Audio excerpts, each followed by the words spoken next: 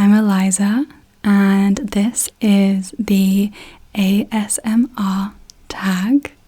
Thank you so much, Luna, for tagging me. I'm sorry it's taken me so long to get around to filming. And I would like to tag Veda and Abby. Veda ASMR and Abby ASMR.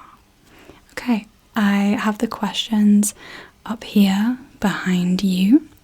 So there's 25 questions. The first question is, when was the first time you experienced ASMR? I can't remember a specific first time I experienced ASMR, but I've experienced it for as long as I can remember. And one thing that I definitely remember as a child that would trigger my ASMR would be my dad like brushing my hair or giving me a head massage. Yeah, like scratching. My dad would give me a head scratch, a head scratch, a head scratch. When was the first time you watched ASMR on YouTube? I found the term ASMR on YouTube when I was looking for like guided meditations.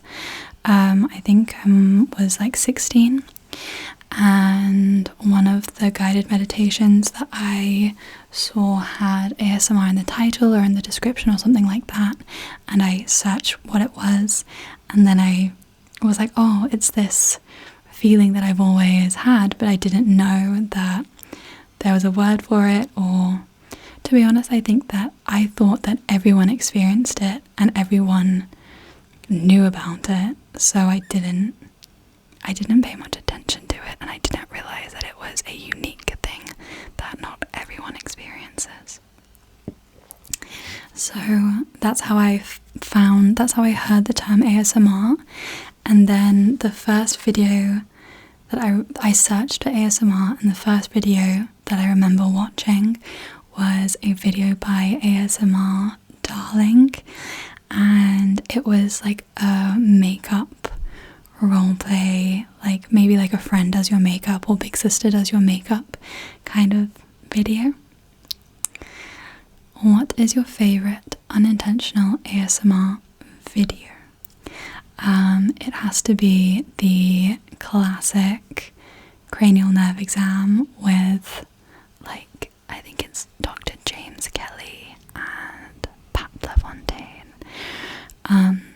Yeah, I think it's a very classic unintentional ASMR video.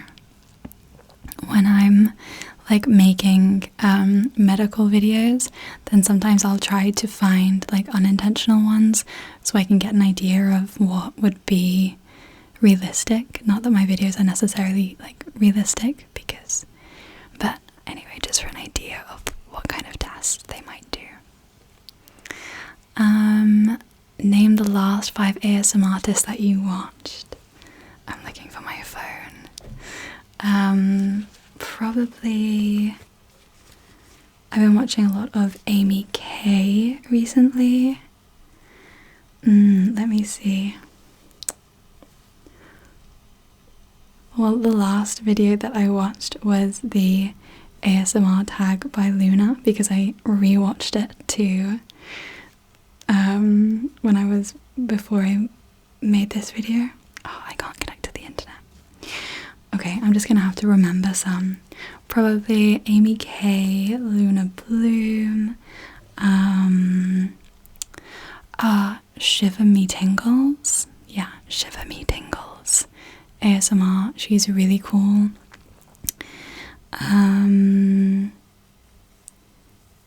Obviously Veda and Abby I love. And Zach ASMR. Like whenever I like really can't sleep and I just need to put on a video that I know is going to knock me out, then I'll put on a Zach video. What is your favorite ASMR trigger to listen to? I really like inaudible whispers. I really like inaudible whispers to listen to. I think it's a really a video which would be inaudible whispers and light triggers would be my ideal video.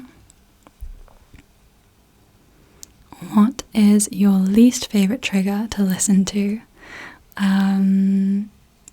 My least favourite trigger is fabric scratching. I really don't like it. What is your... Wait, I lost my place in my questions. Do you use ASMR to relax or fall asleep? Both.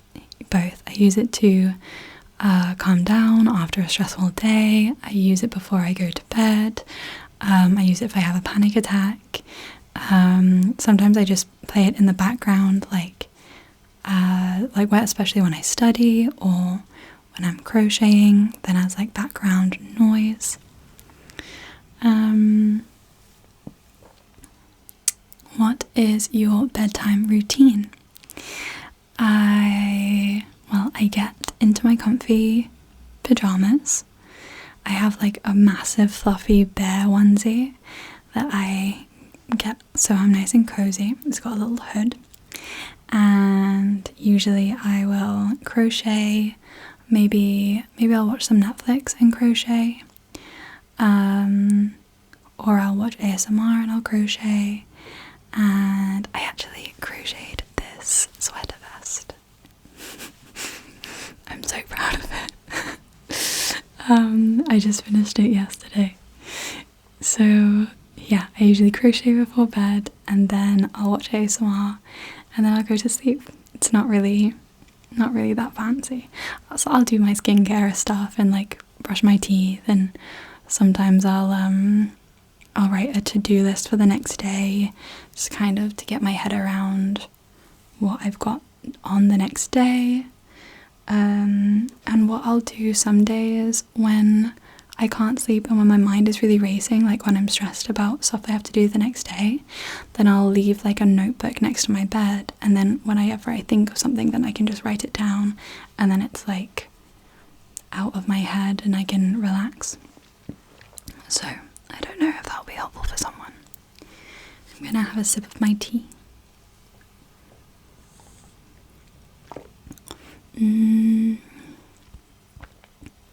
What is your favourite trigger to do? My favourite trigger to do might be the kind of eye tracking and switching focus. Because I just think it's fun. So look at the pink, just look only at the pink. Good, don't look at any of the other colours, just focus only on the pink. Good. Yeah, I like it. And I think that these pencils with their double coloured are so perfect for that trigger. What is your least favourite trigger to do? My least favourite trigger to do is probably tapping, because I think it's a bit overrated, and also I'm not very good at it. Like, I just don't really have the dexterity. I don't know.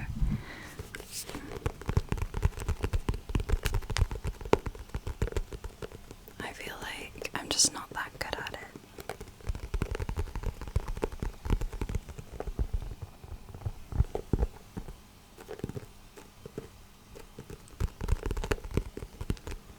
Anyway, there you go for tapping fans.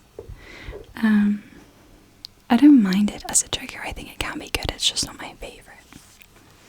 Oh, and also I really like listening to inaudible whispers, but it's hard to do inaudible whispers because you have to really control your breathing. So maybe inaudible whispers is also not my favourite trigger to do, even though it is one of my favourite triggers to listen to. How long does it take you to make a video? It really depends, it depends. Usually I will get an idea for a video and I'll write it down in my notebook and with a big list. I have a big list of video ideas, And then when it comes to a day when I'm going to film, then I'll look through the list of ideas and kind of see what I'm inspired by, see what catches my attention. And then depending on the kind of video it is, then I might plan it out more thoroughly and really like think about the order in which I'm going to do the triggers, what triggers I'm going to do, the kind of style, like if it's going to be more serious or more informal. If it's going to be a more informal video, then I just collect the props and kind of throw them around me and do whatever I feel like. Yeah, it really depends. And then the filming part, it will take some time to set up. I'm using a new camera, a few people have noticed, and yeah, I'm using a new camera. It takes a little bit of time to set up, but I figured it out, and my lighting and microphone and everything. And then I'll record for like, I don't know, anywhere between 30 minutes and an hour, and then like a bit of editing and writing the description and stuff like that. So I don't know, I didn't really answer that question at all. I guess like the whole process takes like a few days or a week, although it takes, you know, some amount of hours within those days. Have you ever gotten tingles from your own videos? Not really, but maybe like occasionally with light triggers, then that will be the only thing that would trigger me from my own videos, would be like light triggers. Although I don't usually watch my own videos apart from when I'm like editing them. What software do you use to edit? So if I have access to a Mac, then I'll use iMovie. iMovie? Is that what it's called? Movie Maker? What's it called? That one. Anyway, I'll use the Apple movie editing thing. And if I am recording on my phone, then I just use this app called Filmora Go. Yeah, it's just a basic video editing app that you can get on your phone. What time of the day do you film? It really depends. I don't really have a kind of schedule or a timetable for recording my videos. The last year has been very hectic for me, and I've been moving countries so much. I've moved country like every few months, like every 3 months. Then I've moved to another country, but also to another like continent. So I haven't really been able to kind of get into a routine. So it just depends on my living situation at the time, my flatmates, and yeah. I was living in Jordan for a bit last year, and I would mainly record at night after my flatmates were in bed, and I had to plan it around the call to prayer because I live near a mosque. And I was living in Tenerife for a bit. I was working, and I had to record my videos when the kids that I was looking after were in school, stuff like that. So I just have to be quite flexible and just take the opportunity when it arises. Sometimes I'm just in the house and I like notice that it's really quiet, and I'm like, okay, I have to make an ASMR video really quickly before anyone comes home. What is your favorite video that you've made? That's a nice question. I think I made a video which was like childhood games that trigger your ASMR. I'm actually thinking about remaking it. Let me know if you'd like to see like a part 2, like a new version, because I think that the audio quality in that video isn't the best. So I might like to make another one if people are interested. And I'm not sure, I'm on the spot. I like all the videos that I make. Generally, I like all the videos that I make, which is very fortunate for me. Have one of your videos had an unexpected negative fan reaction? Thank goodness, no. I don't think any of my videos have really had a negative reaction. What video of yours do you think didn't get the love it deserved?